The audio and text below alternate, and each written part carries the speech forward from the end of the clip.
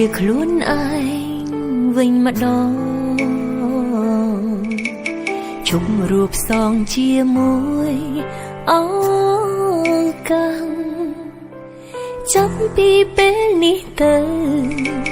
ធ្វើតាមបេះដូងខ្លាំងព្រោះមិនដឹងថារស់ដល់ចាំ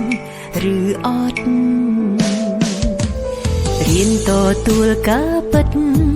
ខ្លួនឯង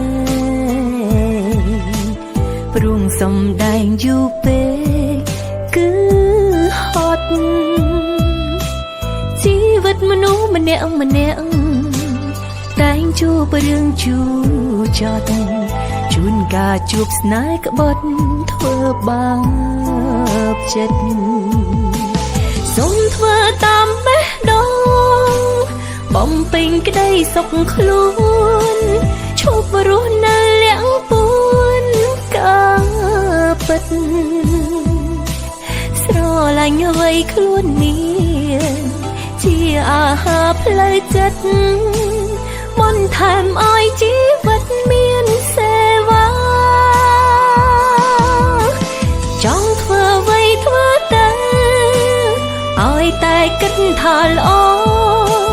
ទោះរើសគូស្រកោឬធ្វើកា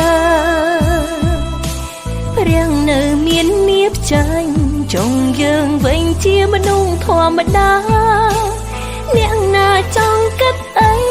ក៏គិតទៅ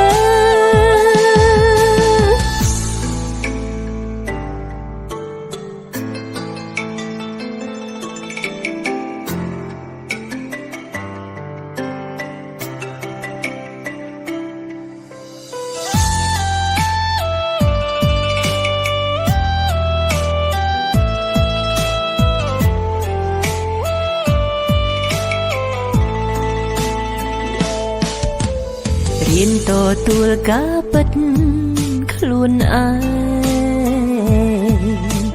ព្រោះសំដែងយូរពេកគឺហត់ជីវិតមនុស្សម្នាក់តែងជួបរឿងជូរចត់ជួនកាលជួបស្នេហ៍ក្បត់ធ្វើបាបចិត្តសូមធ្វើតាមបេះដូងបំពេញក្តីសុខខ្លួនឈប់រស់នៅលាក់ពួនការពិតស្រឡាញ់អ្វីខ្លួននេះជាអាហារផ្លូវចិត្តបន្ថែមឲ្យជីវិតមានសេវាចង់ធ្វើអ្វីធ្វើទៅឲ្យតែគិតថាល្អស្រកោឬធ្វើកា